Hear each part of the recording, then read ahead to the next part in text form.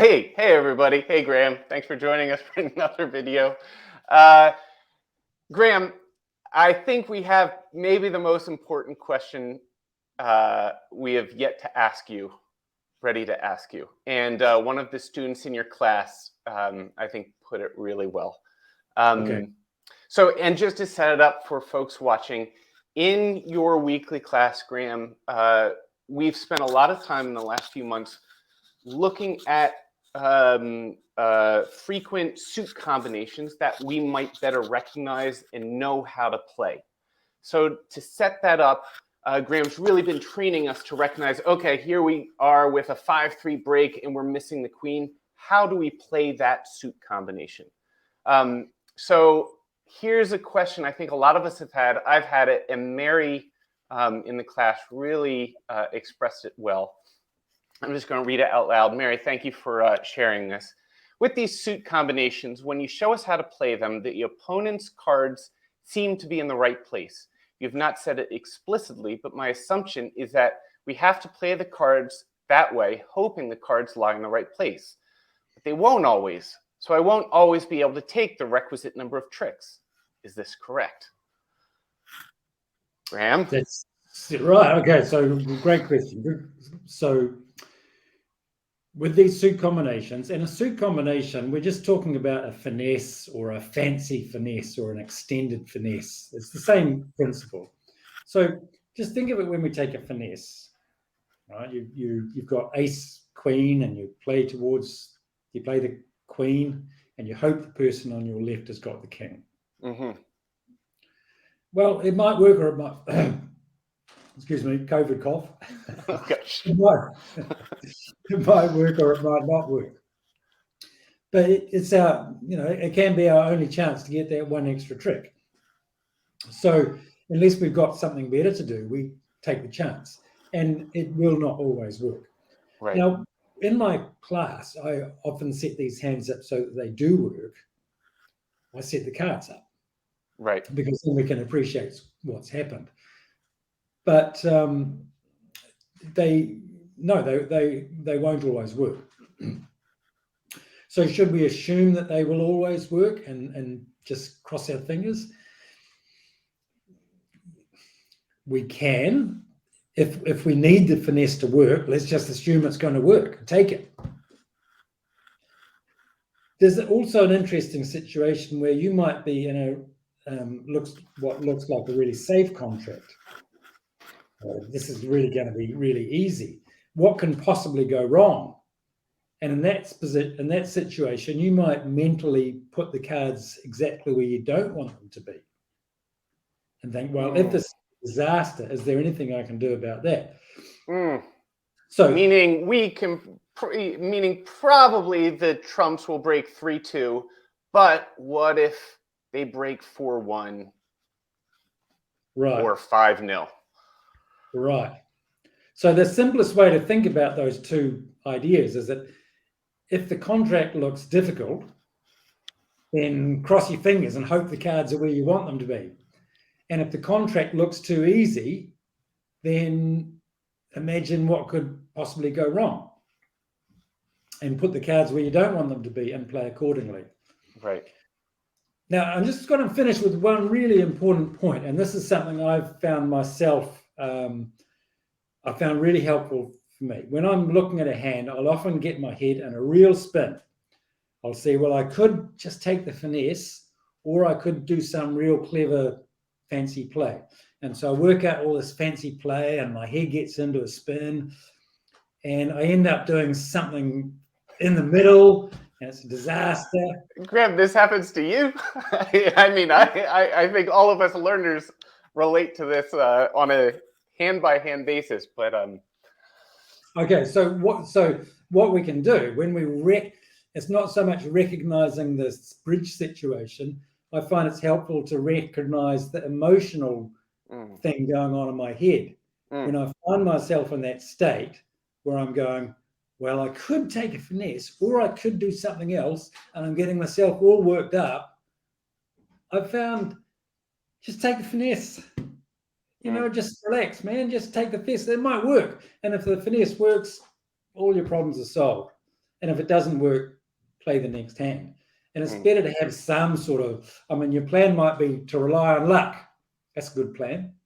That's better than just messing your head up. Mm. Anyway, let's play a little hand and we'll show you. Let's take a look.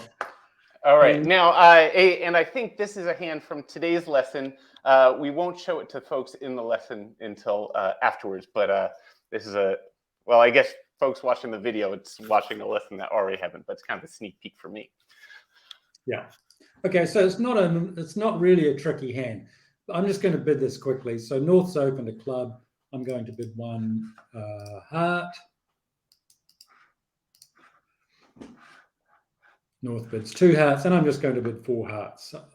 I've only got 11 high card points, but I've got a 5 card suit and close enough. So I'm just going to bid 4 hearts.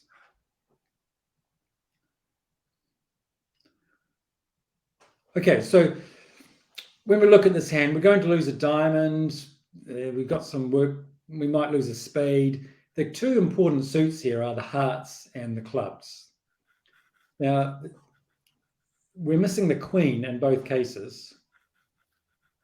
So let's look at the heart suit for a start. When we've got a 9 card fit and we're missing the queen, then the percentage play is to play the ace and the king, hoping that this queen drops singleton or the suits 2-2. 8 ever, 9 never. 8 ever, 9 never. Right. So the nine never means with a 9 card fit, we never finesse. And with the club suit, we've got an 8 card fit. So with an 8 card fit, missing the queen, we always finesse. So here we could play the ace of clubs and the king of clubs, hoping the queen drops, or we could play the ace of clubs and then finesse, hoping that the queen of clubs is on side. Now, because this is a lesson hand, the teacher sets this up, right? And the teacher says, okay, 8 ever, 9 never. So we expect to play this hand and we expect to play the ace of hearts and then another heart and then don't know what to do and the king of hearts and magic, the queen drops. Right. And then we get to the club suit and we take the club finesse and the club finesse works and it's magic. Right. So, is the lesson topic 8 ever, 9 never, or is it when things go wrong? right. So East and West have played a couple of rounds of hearts. So we're going to play the ace of hearts now. And I'm going to play another heart. And it's a lesson hand. So East is going to play low. And then we're going to have to decide whether to finesse or not. So let's do that. Oh, hang on. That was too easy. Well, yeah, that happens sometimes, right? So a lot of the times these suit combinations, a lot of the times it doesn't matter what you do. The queen shows up. You're right, problem solved. Or East shows out. East has no hearts, in which case West has got queen and one more, and you're always going to lose a heart trick. So a lot of the time, it just doesn't make any difference. When we're talking about these suit combinations, we're talking about situations that only come up a small percentage of the time, and we're giving ourselves a small edge. And that's what we're trying to do in bridge. Give ourselves a small edge all the time. It's not like we're going to learn some magic thing and all of a sudden it's always going to go the way we want. And often lesson hands, not just in your class, but I'm sure we all see in most classes we take, lesson hands will illustrate why we should do certain things, but that doesn't mean the cookie will always crumble that way. Sure. Right. Okay, so now that's fine. So now let's play the club suit. Hearts worked out great. How are we going to play the clubs? 8 ever, 9 never. There's 8. We do 1 round ace club, and now we finesse. All right. So we're going to finesse. There's no trick. That's just what we do. And in the lesson, the queen would be with West, and we would win. What? That's okay. So we've had our lessons, and the lesson's all great and everything, and we get the point, and then we go off to play at the club. Or This is what we get. Yeah. So what can often happen is that we say, well, that can't be right. We must have done something wrong. And I'm just let me just quickly finish this hand off. So that's the club's gone now. So I can throw away a spade. I've got the ace of spades, and I've got 3 hearts left. Now, if you just played this hand somewhere, online or at the club, and you look at this and you get to the end of the hand and you think, East had Queen Doubleton. So if I had played, I think I can make an extra trick here. So we go, let's redeal. And this time I'm going to play the hand exactly the same way. And I know that East has got Doubleton Queen. So this time I'm going to play the ace and king, and the queen's going to drop, and that's a better way to play the hand. Yeah, that's how you do it. Well, that teaches us nothing. We've learned nothing by looking at all 4 hands, replaying it when we can see where the Doubleton Queen is, and saying, yeah, that's the right way to play it. Right. Optimizing our play for the individual hand might even do damage to how we approach hands in the future. I think that's a good point, Bajir, right? Because all we're doing, if we repeat this hand and play the ace and king, and it works, because yeah, that's how we do it. But that's the anti-percentage play, which just happened to work this time, and will often work. The anti-percentage play is going to work often. It's going to work sometimes. And as a learner, Graeme, it's so hard. Wherever one plays, one will see, I think I play it the right way, and then I'll see someone who did better on that particular hand. And it's so hard not to assume I did something wrong or someone did something better. Right. It is. And maybe someone got some clue that we missed, which told them that. Right. Maybe the defense was different. Maybe the defense led a club and solved our problem.